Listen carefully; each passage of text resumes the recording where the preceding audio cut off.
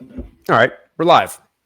Welcome to the first episode of, for now, we'll call it Who's Logos, where I go around and talk to people and see, like, I don't know. Like, I think it's interesting to see who the person is and their motivations behind, like, why they joined the org, how they feel about the org, like, what they work on. Because, like, we do so many different things. Like, there's so many different things going on across the board. And it's also this organization that I've never experienced such a diverse group of people from different like cultures and backgrounds, but we're all here for like reasonably the same reason. So like you're the first. I thought you'd be a good introductory person to talk to based on what I know about you, what other people say about you, your story. So why don't we just get into that? Like, who are you? What do you do here? Okay, that's a good question. I'm Václav. I hack on stuff for the most of my life, I would say. I've been taking apart toys since I remember. I've plugged wires with a 3.5 volt light bulb into a 230-volt outlet. So I've been breaking things as long as I remember. Very nice explosion. I do not recommend.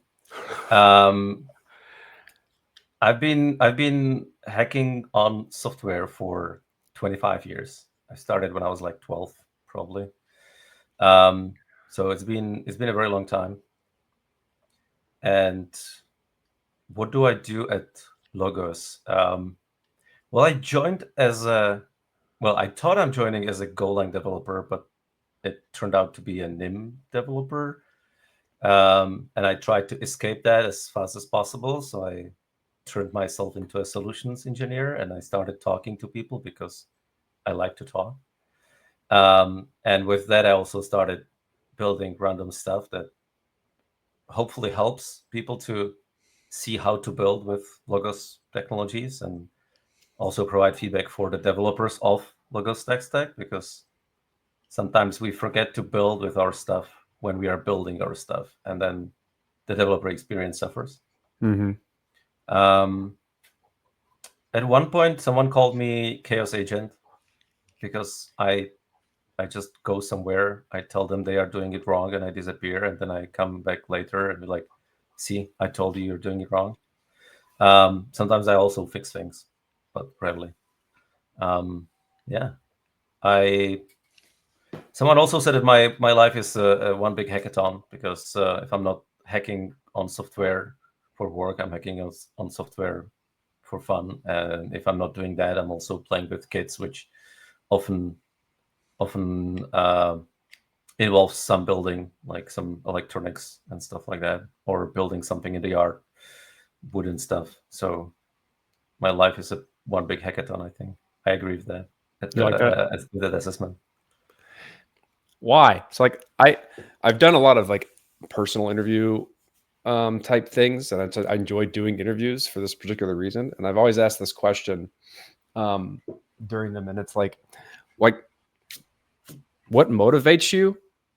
Like why do you do these things, and how does that lead to the actions you take? Right? Like what's your underlying motivation for all of this, and like how does that lead to Mm. some action?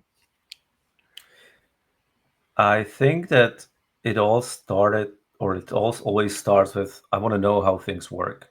I just need to know. Like that's why I started taking my toys apart when I was a kid. And like something broke, so I had to take it apart and figure out which wire got torn away or Mm-hmm. something and try to fix it. I just want to know how things work, and that software is great for that because especially with open source, you just go and look into the code, and then you or, know. or or And I take something and out, I see what don't read.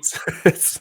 Yeah, and I often do not read documentation. I hate reading documentation, so I just go and try to use it. And if I can't use it, then I look into code, and if I can't figure out from the code, I'll go and read documentation as a last resort.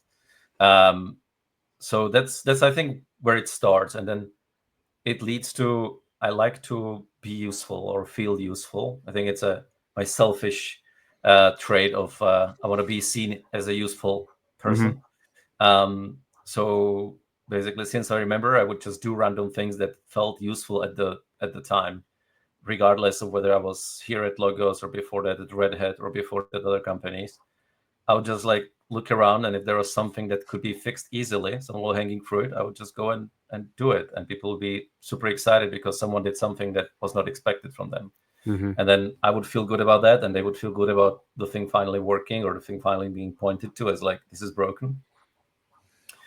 And I think these two things combined kind of define my path. So like, I'm happy to dig into something that most people will be like, I don't know how it works. I don't want to do that. It's just weird to like dig into that stuff because nobody knows what to do with that. And so I'll go digging, and then often it leads to something like, oh yeah, well, this is actually useful and we can use it for XYZ. How do you figure out what to spend your time on? How do you choose the thing that you want to fix, try, like, you know what I mean? Like, how do you, like, there's so many things to do. Yeah. What do you, how do you prioritize what you actually spend your time doing? That's the hard part. I don't know. It's, I guess, intuition or just a good feeling of like, this will be fun. And Like for me, most of I can sometimes it's identify. just a waste of time. Sometimes it's just a waste of time. But sometimes, most of the time, I would say it leads to something that is useful. You keep saying that word. Productive. I very much identify with that mentality. Like I think when people have asked for like advice on their career paths or what to do for school or whatever, when I've like given it and I think about it on how I answer that, my general statement is like, and how I try to live my life is like, always find a way to be useful. Like if you could just do something, if you could develop a skill, it's be useful. Is it? It's a useful thing to do, right? And so like, and I don't know if it's like I need the recognition of doing things, like I was seen as being useful, or it's like a, I don't know, community building thing, like contributing to these things I care about. So you have to try to identify what useful is in order to do that. And over time, you through feedback, because like you said, sometimes like it's a waste of time. I think that's because it wasn't useful, right? And when you get feedback on like, oh man, thanks for doing that, then you're like, oh fuck, I was useful. That's great. Thanks for that. And so like, and in any given community that you find yourself in, that's the, I don't know, signal to the community that you're aligned, is that you know what useful is and you do things that are useful. And that's differentiated for every community. Yeah, and I think it's a lot of times it's, if you don't know, then you can always ask, but it might not be fun. I think it's a combination of like intuition to understanding what is useful, what you find as being fun, and then what actually is useful. And then like if you can find a combination of these three, so like if you can find things that are fun for you and useful for other people that they will tell you or they do not realize, but they realize after it's done, then that's the sweet spot. Yeah, I think that's I think the other way I've heard that being said when people are like looking for a job is like, find something that hopefully is all three of these things, is something you like doing, something you are good at doing, and something that someone is willing to pay you for. If you can get all three, then you're like hitting the sweet spot. And it's a similar type of situation here. Is like, find something that is useful to the community, find something that you can do, and then find something that you want to do. Otherwise, like if you're missing one of those, then something's going to break or it's not sustainable. Yeah. But to be clear, I did not join Logos with this in mind, that this being the reason why I joined Logos was not to be useful or to do things I'm doing today. I joined because I needed money. The startup I was working for failed. I was I remember I interviewed actually. Yeah.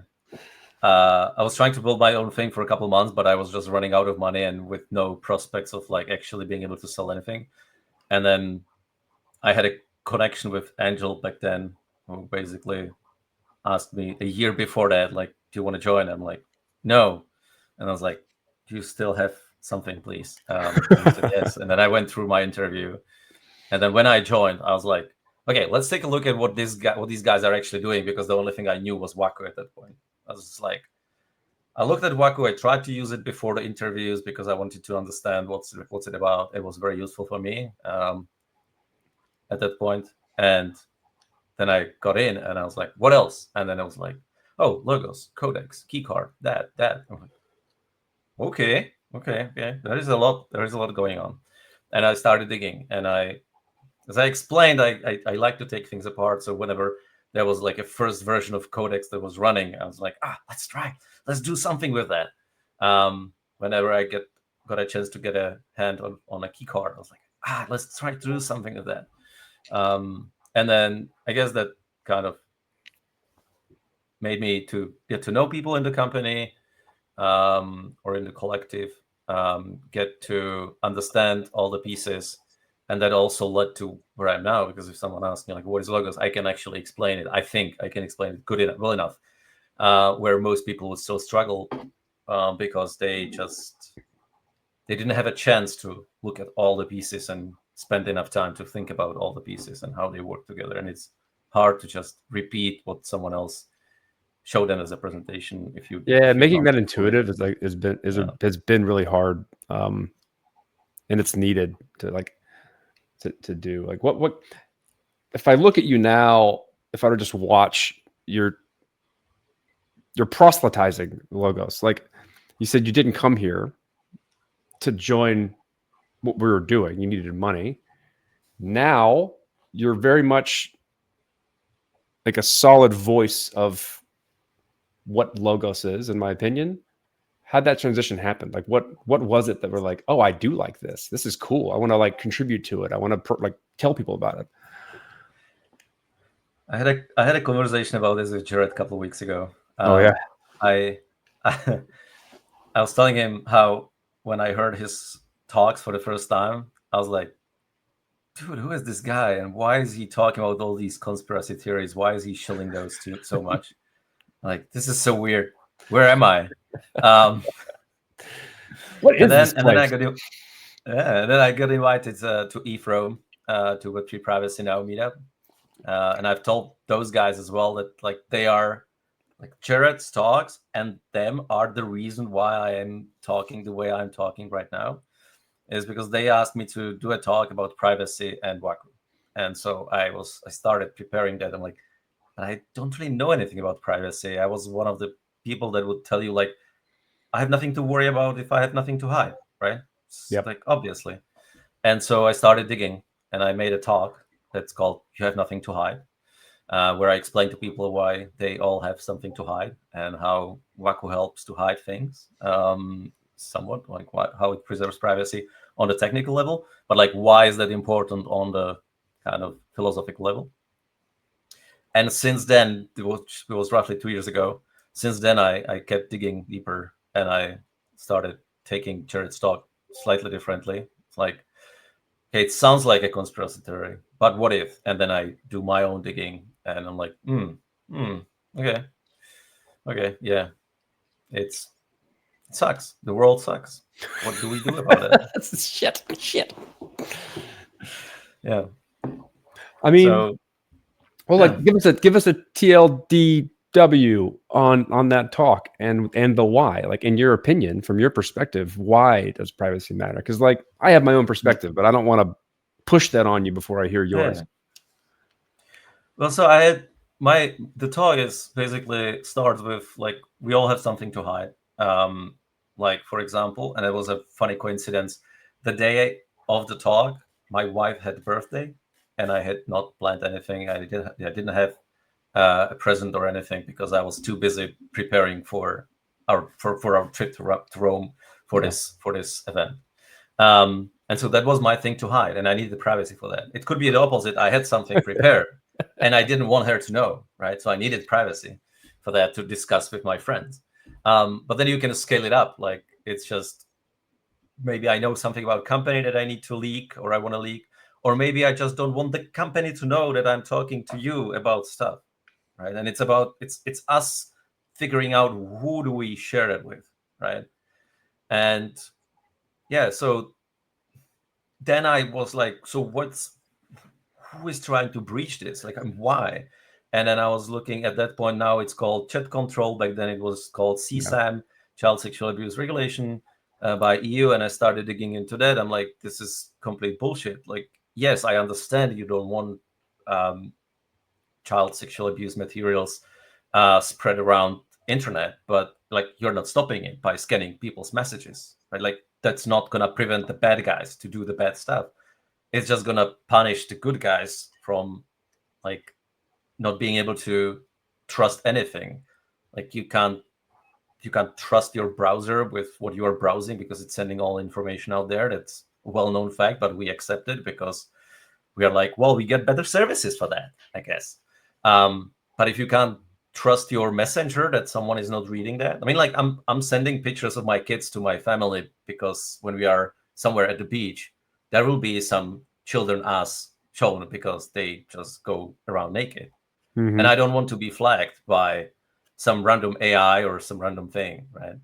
And the second part of that is that everybody, all the people, all the experts in the field are saying that this is complete bullshit, because the police is saying we can't have so many false positives. We are not going to be able to deal with that.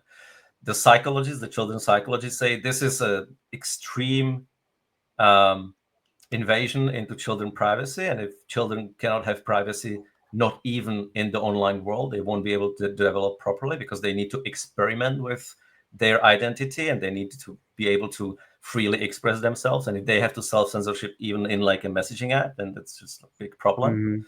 Mm-hmm. And then like all the other experts that like EU asked, they said, well, this is a bad idea. And like, I mean, encryption security specialists be like, you can't really do this in a reasonable way without a risk of this being breached. So like, if you do this, you're putting at risk like 95% of people for 1% of potentially catching some bad guys that will not use those messengers anyway, because they will figure out a way how to send that material around without going through official routes that are scanned. So yeah, that was my talk. Compelling. Yeah, it's a good rabbit hole to look into, I guess. I'm actively trying to figure out, because like there's, when you focus on privacy, because I started as security in this organization, and I spent a lot of time trying to get people to care. And it wasn't just this organization and status. It was just like, I'm trying to get people to care about security and privacy so that they no longer have to offload the responsibility to central parties and they can take care of it themselves. And this is how you do it such that you don't shoot yourself in the foot, et cetera, et cetera, et cetera. Privacy policies, you need to use a password manager, like all these things that, best practices for getting people to be safe. And they're like, I don't care, that's inconvenient. And I've come to the conclusion that like, you can't focus on the thing. You have to focus on like, it's a means to an end, and you have to sell them on the end and then convince them that in order to get that, you have to have, this is a requirement. Privacy is a requirement for ownership, like freedoms, like censorship resistance, optionality. Like in order to get those things that you would like in your life, and whatever that thing is, you have to have privacy. So therefore you care about privacy. And so like, I'm trying to find that argument, because when you look at things like chat control, it's making the case that the use of privacy is a implicit intent of doing crime, right? Someone who seeks out privacy has the intention to do crime, right? And that's and for criminals, that's right. They will seek out private ways of doing things such that they're more likely to get away with the crime they're doing, right? That's a truth. Unfortunately, like, it's not the same for everyone else. It's just like throwing the baby out with the bathwater when you make that assumption, when you like extrapolate it to everybody.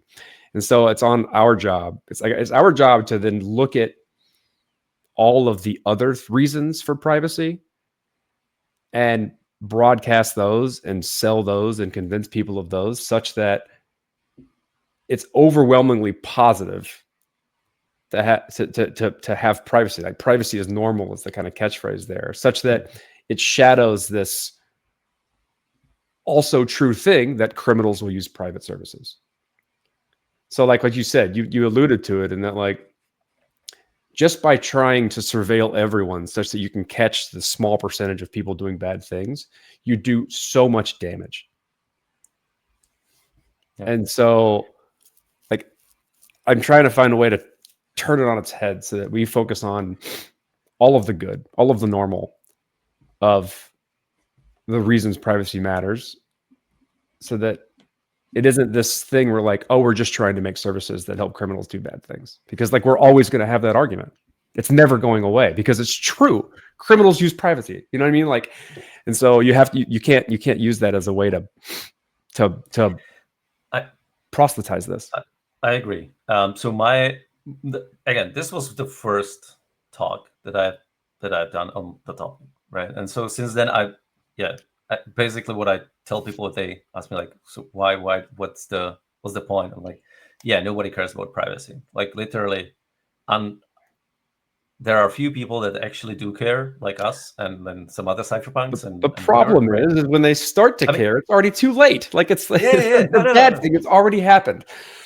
So this leads to things like people ask me like, what like we live in a free society relatively. Why do you build these things? I'm like, because when we don't have the free society, like how are you gonna do it? And it's gonna be much harder. What are you gonna do when you don't have it? Yeah. And so what I arrived to is censorship is generally much better way to sell privacy.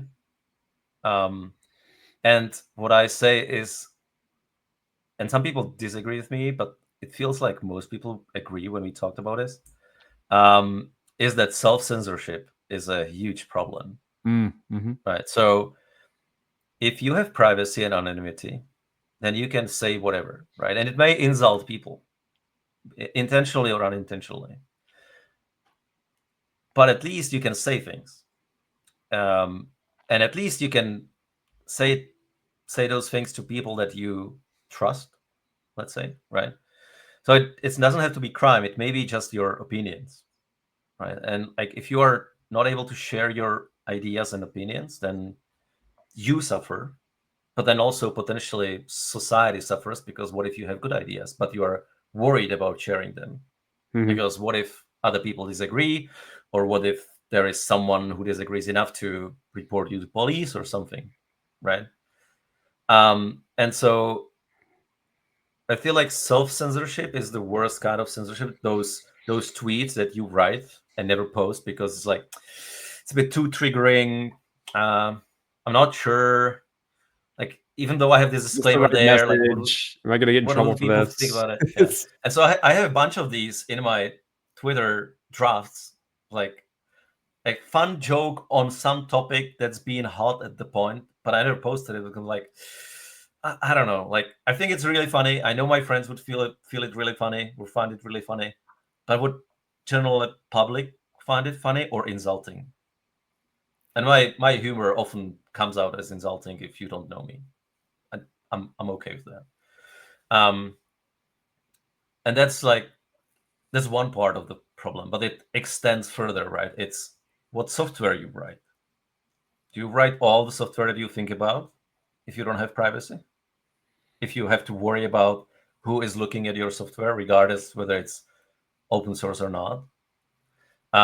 What art you make, right? Because our society is, I never really put a lot of value into art, but recently I've been reading stuff from Václav Havel, our former president and dissident and artist, and I'm putting a bit more value on art since then. And he specifically says that like every single person that is trying to be creative needs privacy, because they will eventually and intentionally or not, if their art is good, it will be provocative, and if it's provocative, then it may be frowned upon. And if there is no privacy for making that art, they may self-censor and not make it, and then the society is worse because of that. Yeah, so like an So I think, alternative way to say self-censoring is like not expressing yourself to your fullest. yeah. And then the problem with self-censorship, from my perspective, is that if someone censors you, if a platform censors you, if a government censors you, you can fight it. You can talk about it in some way. You can spread it around, and you can use other humans to spread that word out that someone is censoring you, and that will put pressure on that someone. But how do you prevent yourself from censoring yourself? It's very hard, in my opinion, to like. Well, if you never have the option, fight. you never get to explore. You never get to be brave, right? Because like in order to truly express yourself, you have to have a level of bravery, because when you put yourself out there, there's a chance that it isn't accepted, or you get criticism or whatever, right? And so like that, like it takes a bit of bravery to try, with the potential of being wrong or not getting received the way you want to. And if you're not even, you don't even have the option. If the medium in which you use doesn't even give you the option to express yourself, then you can't ever be brave. True. And we're like, there's a freedom of expression involved here. So I like looking at it in like kind of the alternative way of seeing it, of like giving people the opportunity to understand what it means to express themselves. Yeah. So I think generally the censorship is an interesting way. And now, if you look at UK and things that are happening there with Online Safety Act and the digital IDs, and people opposing that, but government saying, well, it's for your own good. Like petition that gets million signatures in 48 hours against digital ID, and they're like, well, we have already decided, and thank you for your opinion, but like we think You we know don't better than fucking you. care. So like, And so I'm like, yeah, but it's all it leads to is loss of privacy, which eventually leads to censorship in some way, just for some people. It's like we have seen that path evolved in the past, right? So like for me right now, the biggest threat is censorship, because if you lose privacy, censorship comes, because there will be always people who will oppose you, and the more power they have, the more control they can have over you, the more censorship there is for you. plenty of examples to point to that show that. Like, all right, cool. Like, we're on the same page here. I don't think there's a lot. We're gonna have a lot of arguments. We can keep propping each other up on why this is important, but like, how do we do it? You know what I mean? Like, in order for us to have any impact, we have to be successful in some of this. What and a way of,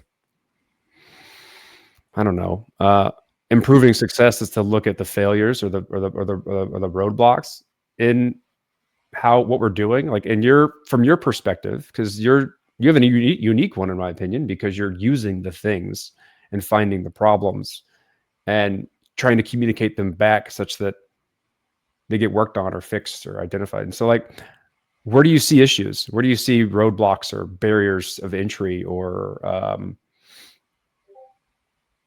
road that just isn't even there on the path to make this successful? I think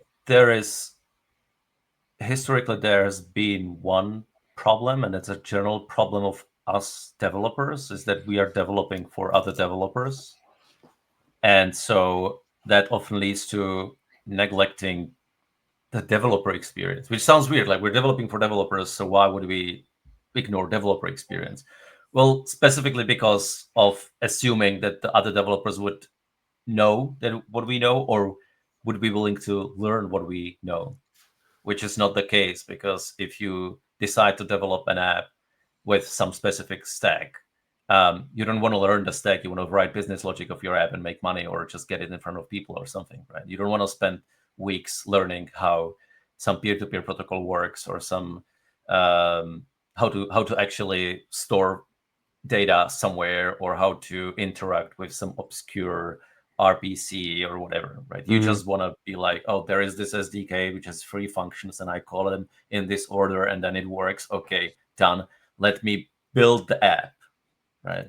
And so I think historically we've been building a lot of really cool stuff, but we have not tried to build on top of that, which, for example, Waku team has done a great job with the hackathons and people trying to build it. And there have been things laid out to like, oh, we need to do that. We need to add that. And there also, the problem is that we're building stuff that has not historically existed in the form that we are building it. And so it's hard to kind of like just jump from A to Z because we need to go through all the letters, right? We start with something which I'll keep coming back to Waku. So we start with a peer-to-peer network where anyone can join and anyone can send messages. Well, that's a problem because it's easy to DOS. Okay, so we add some form of DOS protection. Well, what if the DOS protection is now DOSed because we have like ignored these 5 cases because we're like, oh, we'll add them later. Okay, so now it's broken, so we have to fix that. Well, we also have these other things that like allow you to bypass some of that protections just to make sure that you can easily connect from other devices. But then you lose all the features, like all the privacy and all the censorship resistance. Oh, so we have to add that back. And so we are going through all these letters A, B, C, D until we get to Z, where there is also a set of abstractions so that people can actually use it and don't have to learn every single thing about it. And so I think one of the problems is that we just don't want to compromise on things, and it's a problem and a blessing. Yeah. Like, yeah, and that's one of those things, right? It's like, I'm not arguing for compromising. I'm just explaining, right? yeah. So I've tried to find a way to tell the story such that other people understand the difficulty of building these things. And so, like, when you're building something simple for yourself on your machine, you get to leverage the machine that you own and you trust. It's local. You don't have to distribute it across multiple machines. And so you build, we'll just consider it single thread now. We're talking about like parallelism, right? Like, it's simple. It's a straightforward thing to build. And then, like, as we've watched the progression of computing, we moved towards, we need to build big things that serve a lot of people, and therefore we need to distribute it across a bunch of machines for resiliency. Because maybe my machine breaks. Well, the service can't break if my machine breaks. So what do? I distribute it across multiple machines, and you have some consensus that allows it to, like, if one breaks, nothing stops, it keeps going, but you still trust all those machines, right? So you gain reliability in distributing software across multiple machines. And that's why when you use the internet, like when you use services like Google, like, a lot of things are happening in the background. You don't care because the service is the same. But like, that service, as it's built, is still trusted by the parties that use it. And then you take it a step further. You say, well, what if we take that away and we don't trust all the people who are running the machines? And you get into like decentralization and real consensus. And then it adds additional constraints and difficulties in building, because now you have to build it in such a way where, like, you really don't trust anybody. And it's a lot more difficult to do that. So, like, we've chosen an industry that is the most difficult way of building software, but it's also the most resilient and the most censorship resistant. So, like, you gain resilience through distributed computing, then you gain censorship resistance through decentralization. And it's so difficult, but the end user doesn't care because they're just consuming a service. They just have more guarantees that it's going to be there and won't be manipulated. And that's a hard thing to sell because they want the same guarantees of the software that you would just, in the old days, just put on your computer and it works because the machine works. And that's really just like, it's hard to convey how hard that is, because you need to do that for every little thing. And you need to think about all those questions, like, all right, cool, we did that. So, like, how do we make sure, how do we break the living shit out of it and it still work? And from someone who considers myself a professional hole puncher, it's so easy to break things. And it's so difficult to make something that is resistant to breaking in all the different ways. So yeah, you're Yeah. right. Like it's hard, and you can't compromise, because if you compromise, you no longer have those guarantees. It's easy to break again. But you And have not moved anywhere. You're just building what other people have built over the last 15 years. You're just calling it different names, and you're just compromising on the same places. You Mhm. may decentralize one part of it, but if it's not fully decentralized, then it doesn't matter. Like I have this whole talk about um, that I don't like the word decentralization and dApps as it's defined right now, because there is a really tiny d into dApps, and we need to put a bigger d in dApps. And because like if you have a front end running on wherever Versal that points to some blockchain that is also half centralized, and then it's using a database running in AWS, like what is decentralized about that application? It may be distributed to some degree, but like it's not decentralized if it's not like it doesn't preserve privacy, Part if of it's it, not a censorship part of resistant. that application is decentralized, but like I- when it Is bubbles it? up Is it? to Do the you know? full Are you experience. sure? Is Well, your it depends. is your It smart depends. Like it's contract more is your smart decentralized. contract permissionless and trustless? All right. So here's the next question that allows you to like dig into that question is like what is sufficient decentralization, or what is sufficient X property? Because I don't like the word decentralization. I like Yeah. censorship resistance. Like what is sufficient for that? And like when like as we keep building and growing and trying, we're identifying the parts that aren't sufficient. Looking at the like the Gnosis safe hack is a really good example of Yeah. like, oh, we assumed it was safe until someone compromised the centralized part of the stack and stole a bunch of money. And they're going to keep doing that until we fix it. Yeah. And so I don't know, like it's always that question, because in some cases you don't need to do it. I remember when Bitcoin got started ramping up, and then Ethereum took off, and the response from everyone was decentralize the shit out of everything, such that like it doesn't make sense. And so like there is some middle ground when you have to provide a reasonable experience to people, or for things that just don't need to be centralized because there's no risk associated with it being compromised. And that's a really hard landscape to navigate because it's application specific. It's going to be different for every single use case. I feel like the answer, well, part of the answer might be that everything that is right has to be fully decentralized, censorship resistant, permissionless, and Everything is private. what? That is writing to sending transactions, writing your data, sending your messages. Okay. It has to be like truly decentralized. Because if there is a middleman, then there is censorship risk, right? Yeah. For reading, as long as you can verify that what you are reading is truthful, then there can be some Yeah, centralization there's point interesting or tech that user allows for that. experience, Like right? there's I, certain proof, like you can provide proofs for a lot of things these days, which allows yeah, for centralized server. Like the idea of like ZK rollups is a, is running in that lane. It's like, oh, you can just have a single sequencer because you can prove that everything's fine, right? Like that's an example of that type of thing. yeah. So I think that could be a reasonable distinction between things. Like, do not compromise on write. You can somewhat compromise on read as long as you can at least verify that something is not right. Yeah. I'm going to go back to the developer experience because you pointed towards that.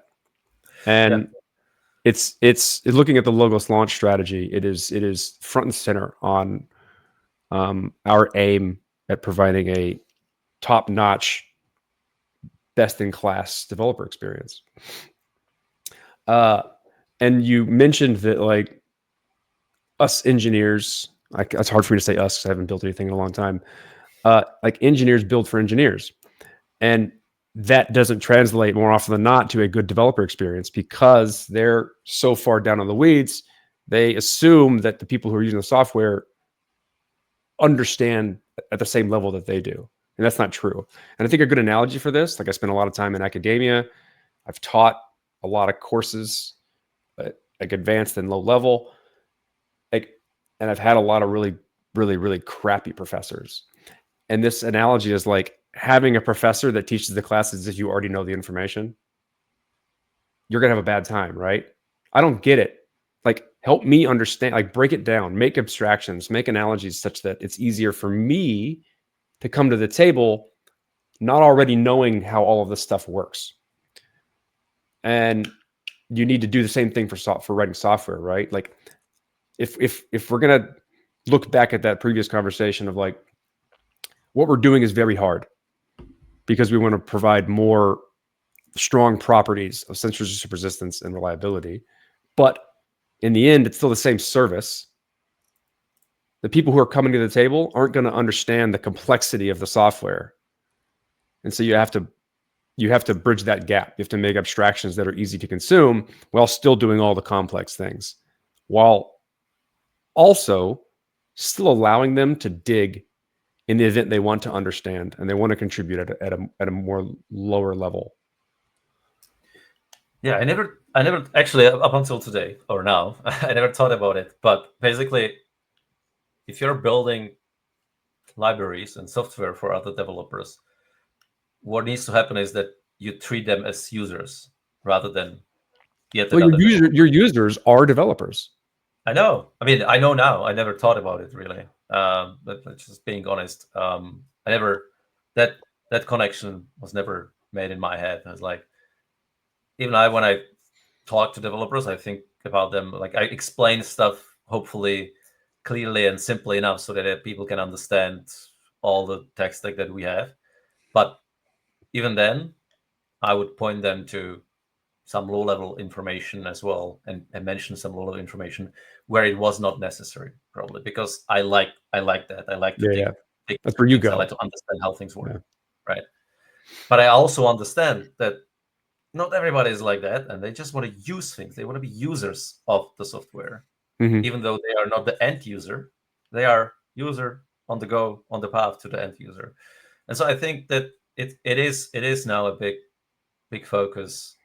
And I am curious and excited about what we can make with Logos Core with that, because if it works the way we think it's gonna work, then it's gonna be awesome.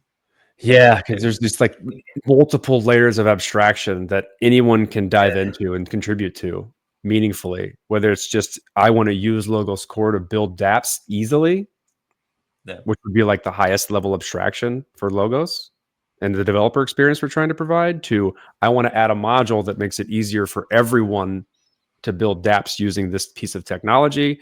So like I want to improve the microkernel such that it's more efficient and easy for modules to talk to each other. Or like I want to build the package manager that allows people to more seamlessly find and install modules without having to think about the censorship of a centralized app store, like that type of like something. All these different levels of depth that you can interact with. And I think about Logos Core in similar ways as Kubernetes, or maybe even OpenShift, because I've spent a lot of time at Red Hat. I spent years working with Kubernetes and OpenShift. And so one paradigm that changed a lot of things from the user perspective, user of Kubernetes or OpenShift, was operators, Kubernetes or OpenShift operators, which basically is a piece of software that you deploy, and it listens for some new type of manifest that has not been acceptable by Kubernetes before. It basically extends the API. So you can imagine Logos module. And it waits for that manifest. And when it sees it, it will do stuff on its own. So it will deploy stuff, it will fix stuff, it will deploy new service, it will deploy new application. And so then you can have things like operator app store, where you just say, I want Kafka, and you click, I want Kafka, and it deploys all the containers that are necessary. It sets up the networking. It exposes services that are necessary for Kafka to work properly with your applications. And then you say, oh, and I also need this Kafka consumer that backs up all the messages going through Kafka. And you click a button, and there is a, I don't know, whatever Hadoop database that is attached to it, right? Or a Hadoop storage. And then you deploy your application, which uses these two. Right? Yeah, I can see the analogy here. So basically, what we are trying to build is the Kubernetes itself, the orchestrator, the glue, the layer, the work that can. Well, I mean, yeah, we can go. Yeah, okay. So it's a bit deeper. We are trying to build a cloud, which is the peer-to-peer networks, the discoverability layer, the connecting to various nodes, the relayers, and all these things. We are trying to build Kubernetes so that you can use Logos Core to actually instantiate something that will pull in these components and Mm-hmm. tie them together. Then we are trying to build this operator framework where you can just plug in things by saying, I need this and in this configuration. And it just happens and it's there. And then you can deploy or run your own application because they are also modules. And then you deploy that into your Logos Core or someone else's Logos Core. And then it all interconnects and uses the cloud to communicate. I mean, the cloud. And then it works. Amazing. Beautiful. I can see it, but I just know how much there is to build. It's That's a huge that's a huge worry of mine personally. Like I see the huge potential of all of this, but it's just to make it really usable, like what we talked about, like developers being users and not developers. It's just so much work. It's just so much work, and so many things need to fall in place. yeah, but So it's yeah, worth it. I don't know. That's why I stay here, right? Like I of continue to work course. here because I think it's worth it. Like it's just what I signed up for in the first place when I joined the, the crypto industry. Yeah, I mean, I joined crypto industry because I was like, I can just deploy things and they will be there and anyone can use them and I don't have to pay for them being deployed. It's just like insane, Oh yeah, right?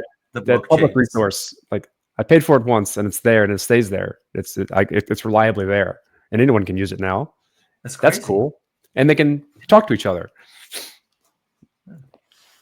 And All right. like and it can be useful things, like things that actually people care about potentially, right? Not NFTs, I guess some people care, but like some form of financial or non-financial applications. That's like why I'm super bullish on like status network, because I can see like when I first heard like, oh, and it's going to be gasless, I'm like, that's just like such a huge unlock for things that I don't we think could people not have understand. built.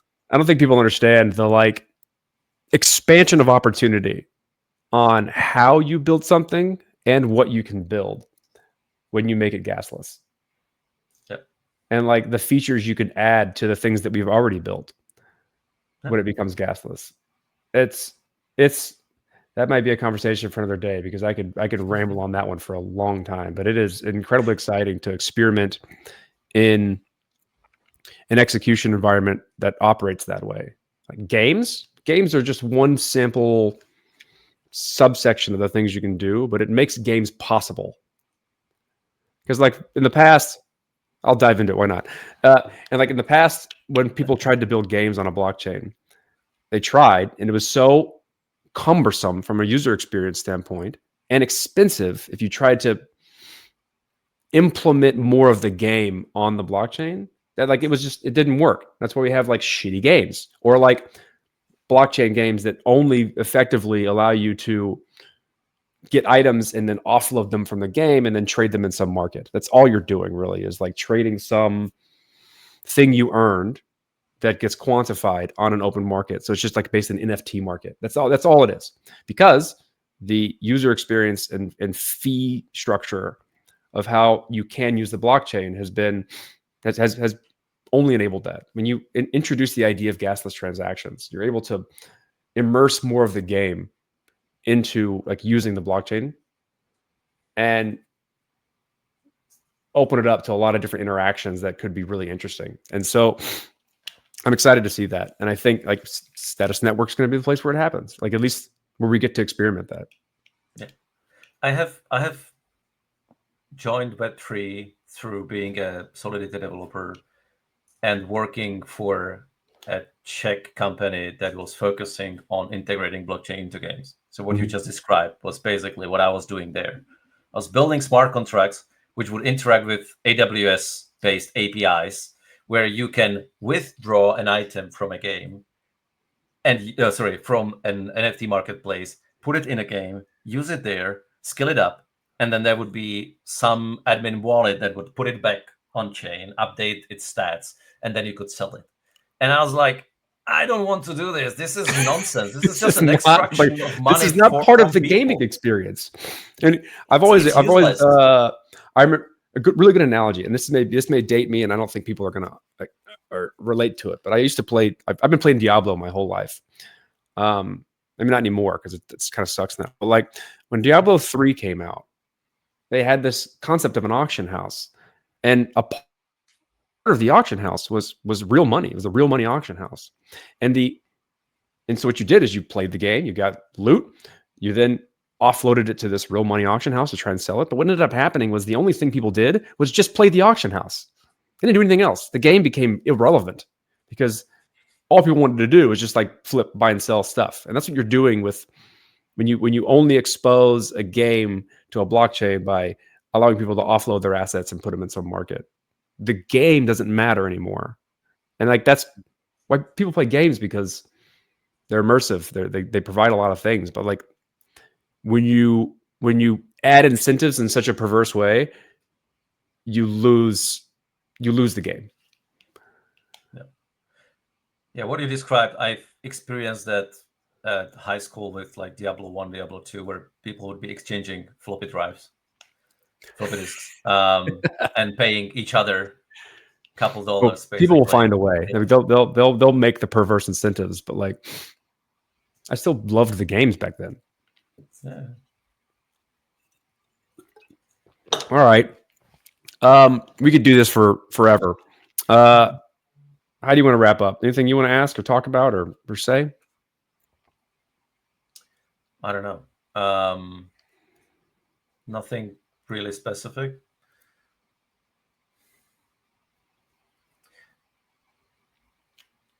I think so. The way I explain logos these days is as this triangle or trifecta, which is philosophy, humans, and technology. And so basically, I think about Farewell to Westphalia as philosophy. I think about humans as logos circles. And I think about technology as the technological stack where logos core ties it together. And then we have another triangle of messaging, storage, and blockchain. And we can go deep into the triangles. But it feels like, at least, and I mentioned I've been reading Václav Havel a lot. And so I talk about it a lot these days. Good. And where basically he wrote this book, Power of the Powerless.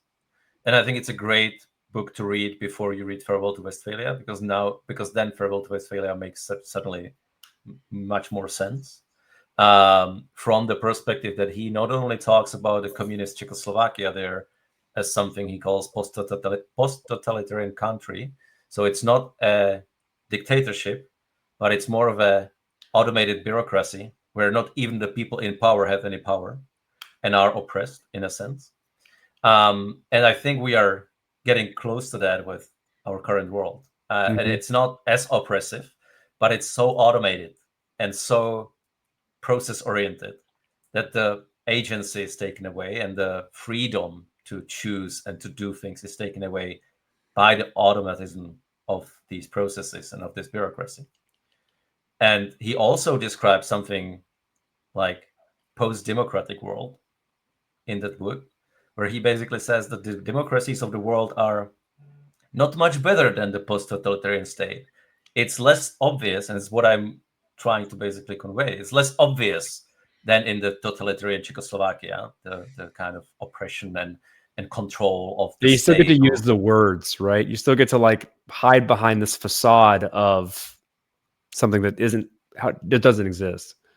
The problem is, I think that in the like communist Czechoslovakia, everybody knew it's oppressive and everybody knew everything is controlled.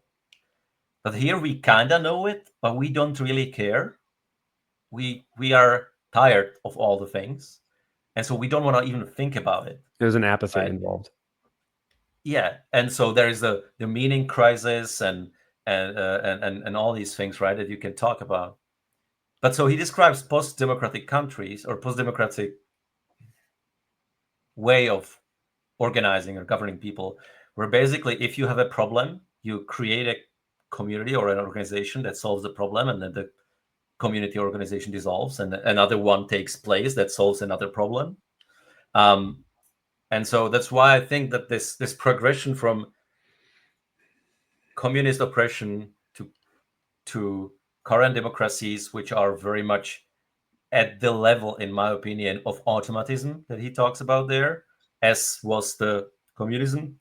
It's not oppressive, it's not censoring as much, but the automatism and the loss of agency is there towards the post-democratic governance model that he talks about. And then if you read Farewell to Westphalia, it makes so much sense. And It's I like, think that's how we execute these ideas through circles, right? And so we need the ideas in Farewell to Westphalia and Power of the Powerless for people in circles to understand why they are doing what they are doing. And we need the technology eventually, because if they are doing it well enough, then the automatism will fight back, right? The bureaucracy will fight back. The yeah, bureaucracy will not want to lose power. And it's not because people necessarily are bad and are there to try to retain more power, although people usually do. But the system, it is designed a way to obtain, to get more power and not lose the power at least. And so, yeah, these three pieces feeding each other. that's a good way to look at it. And like, you need to foster all three of them. You need to cultivate all three of them simultaneously. Otherwise, like, you can't just do one and expect change. There has to be You unification of can't all even do three. two. If you have philosophy and technology and Yeah. nobody cares, Oh, it's yeah. I mean, pointless. It's a waste of time. If you have people and philosophy and you have no way to execute, it's a waste of time. so I'm gonna, like, the point of these interviews or these conversations is to, from a priority standpoint, share with the organization, the rest of the IFT, to see like who we are, right? Because we're all different. We're all here for similar reasons, I think. At least the ones that stick around are. But ultimately, this is for everybody. And so whoever's watching this, because like everything I do is I try to be as public as possible. Uh, Whoever does watch this, if you have feedback, give it to us. Like, how do we do that? How do we do all three? How do we even catch ourselves when we're only focusing on one or two and not the third? I think hearing people's ideas on how we're failing or what we can do to fix that is really good, because someone's perspective of how we're failing is just an instance of like of truth, because everyone has to get it. And so if someone doesn't get it, then we're failing in some way to help them understand. Because, like, in my opinion, the only way in which we can ever grow a community and this thing becomes successful is if all of us who are working here or like working on this project as core contributors are aligned. And like, if anyone externally asks us about anything that's happening internally, we should all be able to give at least a semblance of a similar answer. And if we can't do that, then we can't grow and move in one direction. And so the goal of these is to try and get that and get feedback on how we're doing it. So thanks for doing that. Thanks for doing this. I really appreciate it. For sure. And from my perspective, it's also if we ask people to contribute, external people to contribute, but we are not sure how to contribute or what to do internally or how to explain why we are doing things. I'm probably repeating what you said. That's bad in my opinion. And So, in my experience, that we can't. So we have to fix that. And yeah, and as I said, I joined as just someone who needed money, but then started to care more and more. I think talking about stuff with people helps. Doing your own research, as we like to say in crypto, is important, because if you just take what other people say for granted, then it's you will never really truly believe in it, right? Yeah. Like if I just take Jared's talk and be like, that guy knows, good. You can't offload it. You like, this isn't somebody's department that they're supposed to take care of it. This is everyone's responsibility. Yeah. You have to read stuff. You have to look into things, follow news. just got to make it easy, right? Because we all have day jobs, we all have work, we all have other things we care about. So like, it's a cultural thing that people have to like sign up for. I think I do executive coaching, and like the term that he used that I am starting to understand is like enrollment. Like you have to enroll into this. You have to sign up for it in order for you to be aligned. And so you need to make that easy for people to enroll or sign up or get on board. And the more difficult you make that, the more like the less likely it happens. True. So once again, for those who are listening, how do we make it easy for people to sign up?